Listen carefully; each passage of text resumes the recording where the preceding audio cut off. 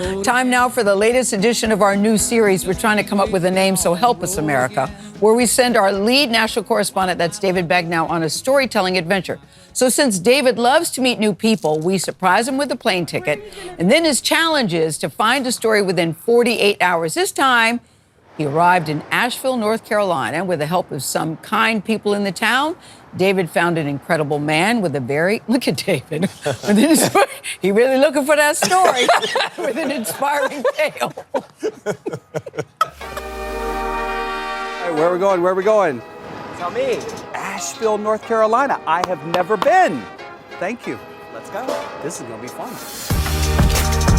It was a quick 56-minute flight from Atlanta to Asheville where the adventure began. Bye. This time in a city nestled in the Blue Ridge Mountains, best known for its vibrant art scene, diverse food, and 50-plus breweries. Are you here to do a story? Yeah.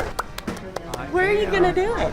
I don't know. I have 48 hours to find it. Oh, it's one of those. It's yes. one of those. To kick off the journey, we started at Asheville's most visited site, Biltmore Estate. There, my team surprised me with someone who knows the place pretty well. Welcome to Biltmore. I'm Chase Pickering. Hi, Chase. Pleasure to meet you. So glad to have you here today. This is quite a sight. Biltmore House was built by my great-great-grandfather in 1895. George Vanderbilt was his name. It's the largest privately owned home in America. I could get accustomed to this. Let's take a closer look. Chase took me on a private tour and shared what it was like growing up as a descendant of the family who built New York's famous Grand Central Terminal. I mean, the majesty of this, kind of gives me the chills.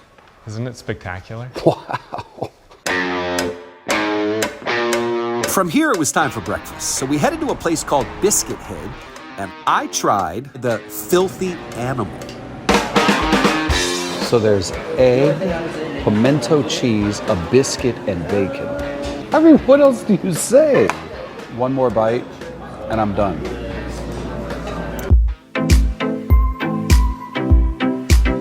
From here, we headed for Asheville's River Arts District, which has a vintage vinyl shop. Oh, I love this. And some individual art studios. This is really striking and beautiful. Thank you. We decided to pop into Asheville's Visitor Center nearby. Any ideas on things we should see? Or people we should meet, actually, more important. People you should meet. Yeah.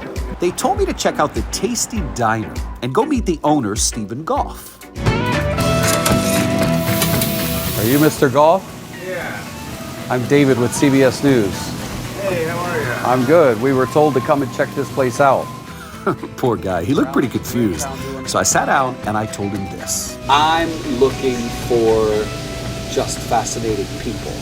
Cool. And stories that make you mad, sad, or glad. Any of the three work. I'm pretty sure I have all of that. Over a delicious Philly cheesesteak, he started to tell me about his past. And I knew real quickly we had found our story.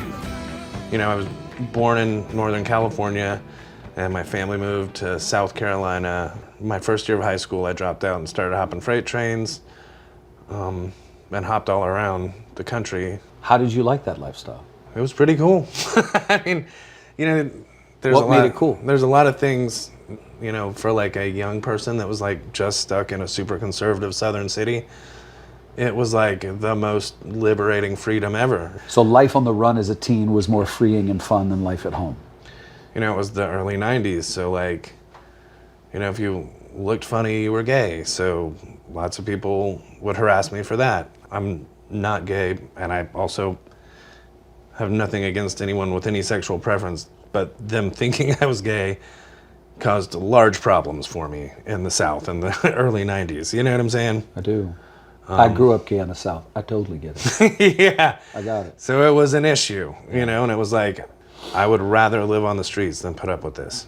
Now you're starting to speak my language, but I also see your eyes start to water. Oh, yeah. When I was younger, I was just like, that was awesome and fun. But as an adult, you're like, oh, you were running away from pain. You know? And that's it. That's it. You were running from pain. You know, at the same time, like, the life that gave me and what that instilled in my spirit as a human being made me a better person as a whole. He found his purpose in the first place that really felt like home, the kitchen. Stephen worked his way up the ranks using a skill born out of pain, compassion. You know what I thought when I walked into this restaurant? A place where anybody feels welcome. That's exactly what I want you to feel. That's what I thought. I want it to feel like our city here, like Asheville. I want it to feel like you're walking into my head and you're getting a little piece of my history and personality just from the walls and the decor. Stephen had an idea, the wooden nickel program. Here, a customer can spend an extra $5 to buy one of these wooden nickels. When people who are hungry come by asking for free food, Stephen feeds them, and a wooden nickel gets used. As our time in Asheville with Stephen was coming to an end, I started thinking that life itself is just one wild train ride. As long as you can hang on, you might end up being dropped off exactly where you're meant to be.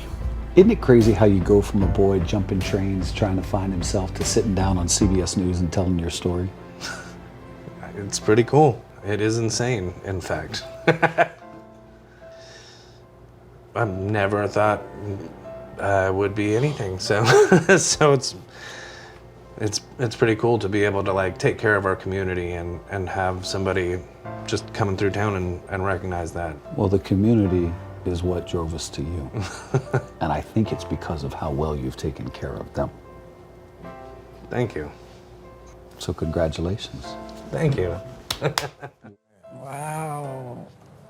David, you did it again. Makes me want to go to the Tasty Diner. I love when you walked in and you asked for him. He goes, yeah.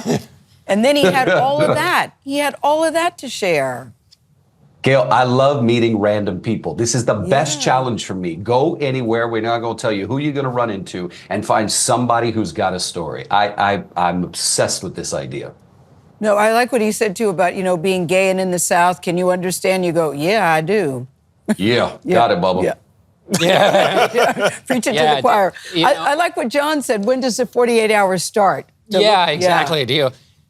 Martin Luther King Day, we had that quote earlier from MLK, a soul full of love. It looks like you found him. But I want to ask you the petty small question, which was, what was it like walking through that Vanderbilt house? It felt like you could take a flight from one wing to the other.